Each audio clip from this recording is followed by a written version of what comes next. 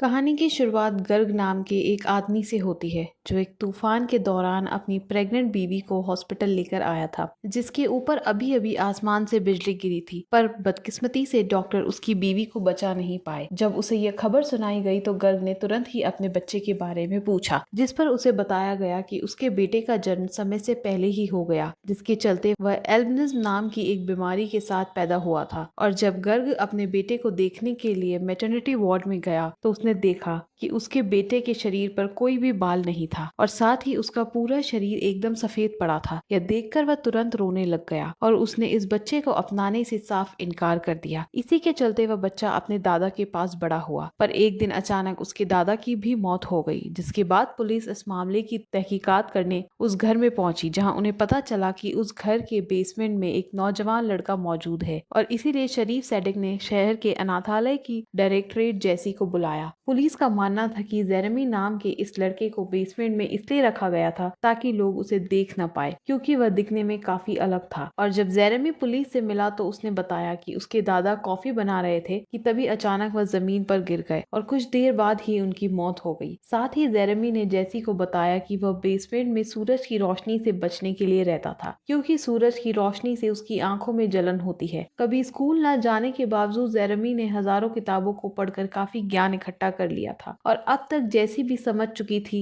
कि यह कोई आम लड़का नहीं है, और इसलिए उसने जेरेमी को अपने साथ अनाथालय ले जाने का फैसला किया। पर जैसे ही जेरेमी अपने नए घर में पहुंचा तो वह तुरंत ही सबकी नजरों में आ गया और उसके बिल्कुल सफेद शरीर की वजह से सभी उसका मजाक उड़ाते। अगले दिन लंच टाइम के दौरान वो अकेले बैठकर खाना खा रहा था, तभी जॉनी और उसके साथियों ने जेरेमी को परेशान करना शुरू कर दिया और वह चाहते थे कि जेरेमी एक चम्मच को अपनी नाक में घुसाए। पर जेरेमी ने जॉनी की बात सुनने की बजाय एक चम्मच उठाकर उस पर अपना अंगूठा मसलना शुरू कर दिया, जिससे कुछ ही सेकंड बाद आसपास की सभी लोहे की चीजें उस चम्मच से आकर चिपक गई, जिसे देखकर वहां मौजूद सभी लोग हैरान थे और अब वो समझ चुके थे कि जेरेमी सच में बहुत ज्यादा अलग है। उस दिन जैसी उसे एक डॉक्टर के पास लेकर गई, जिसने उसकी अच्छे से जांच करके बताया कि शरीर पर एक भी बाल न होने के बावजूद भी जेरेमी बिल्कुल स्वस्थ है और कुछ ही दिनों में जेरेमी की खास लेंस भी आने वाले हैं, जिसके बाद वह सूरज में बिना चश्मों के आराम से घूम सकेगा। जेरेमी बाकी बच्चों से काफी ज्यादा होशियार था, इसलिए जैसी ने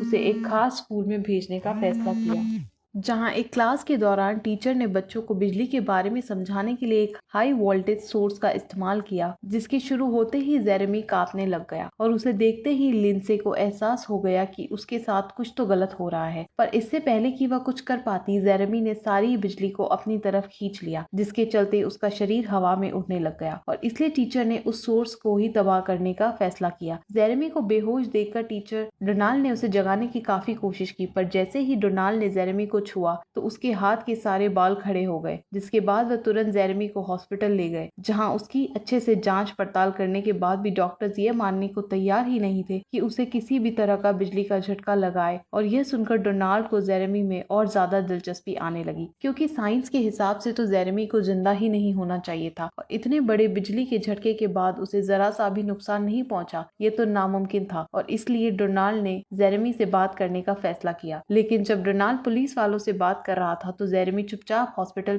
से भागकर अपने पुराने घर की तरफ बढ़ने लगा। यहाँ रास्ते में उसकी मुलाकात लिंडसे से हुई और जेरेमी को देखते ही लिंडसे के कुत्ते जैक ने उस पर भौंकना शुरू कर दिया, लेकिन जेरेमी को कुत्तों से बिल्कुल डर नहीं लगता था। इधर जेरेमी से बात करते वक्त लिंडसे को एहसास हुआ कि उसके सभी पड़ोसी उसे घूर रहे थे और तभी जेरेमी ने उसे बताया कि असल में वो लोगों की सोच और याददाश्त को सुन और महसूस कर सकता है। पर तभी जेरेमी को एहसास हुआ कि उसने लिंडसे को जरूरत से ज्यादा बता दिया है और इसलिए वह चुपचाप वहां से चला गया। और जब वो रेलवे ट्रैक क्रॉस कर रहा था तो शरीफ ने उसे पकड़ लिया और उसे वापस हॉस्पिटल चलने को कहा, जिस पर जेरेमी ने उसे बताया कि वह हॉस्पिटल से इसलिए भागा था क्योंकि उसने अपनी जिंदगी के सबसे खराब दिन हॉस्पिटल में ही बिताए थे, जब उसके पिता ने उसे छोड़ दिया था। अगले दिन जैसे जेरेमी का IQ टेस्ट करवाने के लिए उसे एक स्पेशलिस्ट के पास लेकर गई, जहाँ जेरेमी को देखते ही एरन ने उससे कुछ सवाल पूछे, क्योंकि उसे जैसी की बातों पर यकीन ही नहीं था कि जेरेमी का सारा ज्ञान सिर्फ किताबों से ही मिला है और वह कभी अपने घर से बाहर ही नहीं निकला था। साथ ही उसने कभी टीवी भी नहीं देखा, क्योंकि उसकी मौजूदगी में सारे इलेक्ट्रिकल डिवाइस काम करना ही बंद कर देते हैं। टेस्ट के बाद डोनाल्ड के हिसाब से तो जेरेमी एक जीनियस था, पर तभी आयरन ने उन्हें बताया कि वो लोग जेरेमी के आईक्यू को नाप ही नहीं सकते, क्योंकि उसका स्कोर असल में इतना ज्यादा था कि उसे नापना ही नामुमकिन था।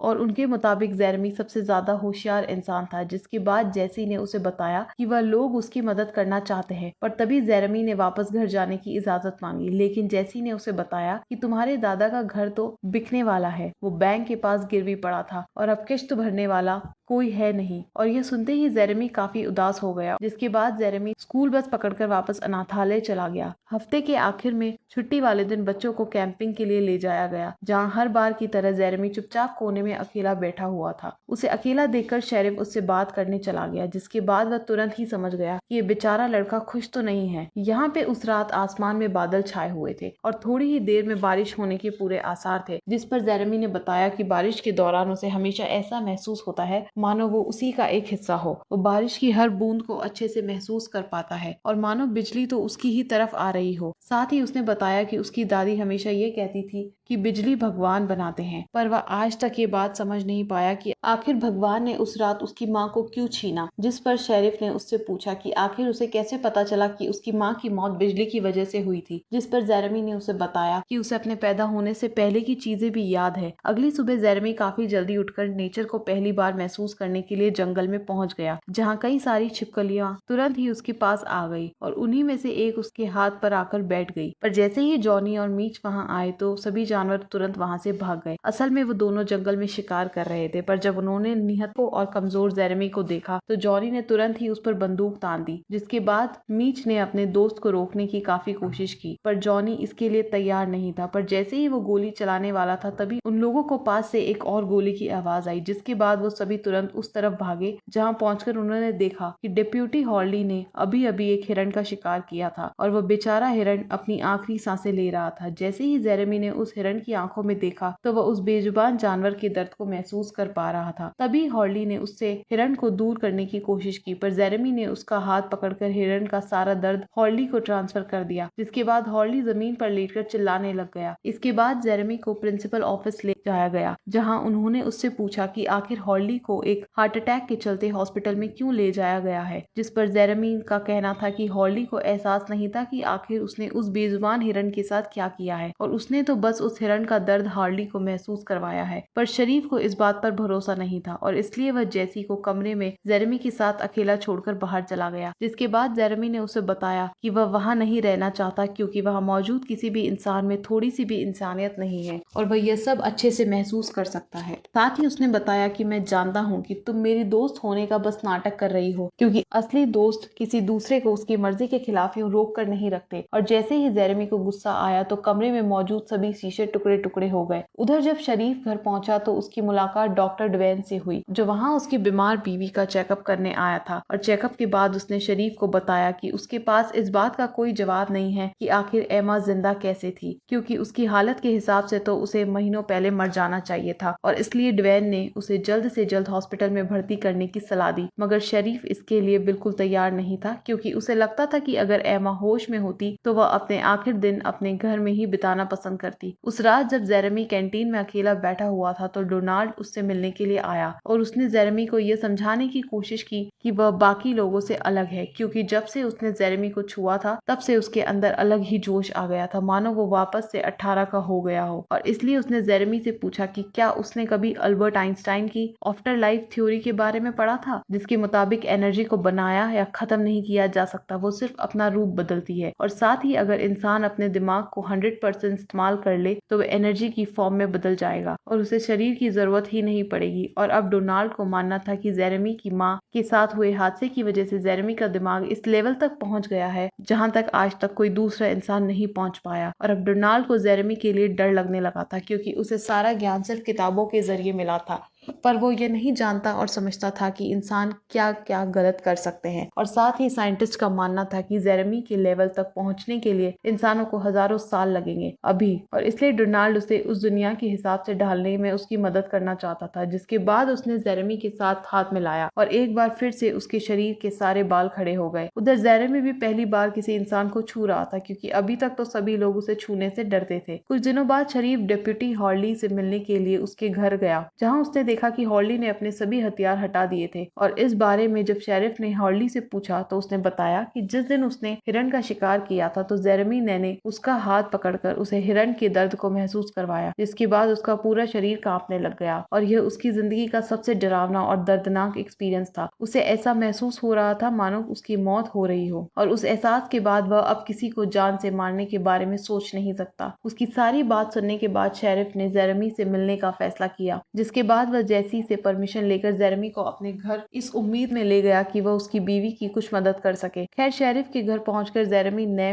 के सर पर हाथ रखा ताकि वह उसके दिमाग में चल रही बातों को समझ सके, जिसके बाद उसने शेरिफ को बताया कि उसकी बीवी तब तक अपना शरीर नहीं छोड़ सकती जब तक उसे विश्वास नहीं हो जाता कि उसके जाने के बाद उसका बेटा और पति आराम से रह पाएंगे। असल में शेरिफ ने कई सालों से अपने बेटे से बात नहीं की थी और उसके मुताबिक ये चीज सिर्फ उसके परिवार के लोगों को ही पता थी। पर जब जेरेमी ने उसके बेटे स्टीव की बचपन की एक और चीज बताना शुरू किया तो शेरिफ को भरोसा हो गया कि जेरेमी सच में उसकी बीवी से बात कर पा रहा है। और तब एमा ने कुछ आखिरी पलों के लिए अपनी आंखें खोली, जिसके बाद वह शरीर को हमेशा के लिए अलविदा कहकर इस दुनिया से चली गई। और जैसे ही यह कब्र स्टीव तक पहुंची तो वह तुरंत ही वापस अपने घर आ गया और उसने न जाने कितने सालों बाद अपने पिता को गले लगाया। खैर, कुछ दिन बाद लिंडेस ने जेरेमी को पार्क में मिलने बुलाया और वह इस मौके पर जेरेमी से जानना चाहती थी कि आखिर लोग अंदर से कैसे होते हैं, जिस पर जेरेमी ने बताया कि ज्यादातर लोग अपने आसपास की दुनिया से जुड़े नहीं हुए। पर लिंडेस को उसकी ये बात समझ नहीं आई। इस पर जेरेमी ने उसे समझाया कि तुम्हारी कोई गलती नहीं है, असल में इंसानी दिमाग एक लिमिट तक ही सोच सकता है और इसी के चलते लोग ये नहीं समझ पाते कि इस दुनिया में मौजूद हर एक जिंदा चीज किसी न किसी तरीके से जुड़ी हुई है। और इसी चीज को साबित करने के लिए उसने लिंसे का हाथ पकड़ लिया, जिसके बाद वह दोनों एक दूसरे के मन को पढ़ पा रहे थे। और इसी दौरान लिंसे को पता चला था कि जेरेमी जिस दिन पैदा हुआ था उसी दिन उसके पिता ने उसे छोड़ दिया था और उसे ये जानकर बहुत ज्यादा दुख हुआ। एक दूसरे को पूरी तरह जानकर वह काफी करीब आ गए और तभी अचानक से लिंसे के पिता ने उन्हें देख लिया और वह जेरेमी पर चिल्लाने लगे। ये देखकर जैसी तुरंत ही जेरेमी को बचाने के लिए वहां पहुंच गई, पर जाने से पहले लिंसे के पिता ने जेरेमी को उसकी बेटी से दूर रहने की धमकी दी। इतना कुछ झेलने के बाद जेरेमी ने उस शहर से दूर जाने का फैसला किया, पर जाने से पहले वह एक आखिरी बार बास्केटबॉल कोर्ट में गया, जहां एक बार फिर से उसका सामना जॉनी और उसके साथियों से हुआ। जिस दौरान जब उसने जॉनी को छुआ तो उसे जॉनी की एक बहुत दर्दनाक याद के बारे में पता चला। असल में जॉनी ने बचपन में अपने सौतेले बाप से बहुत मार खाई थी और इसी के चलते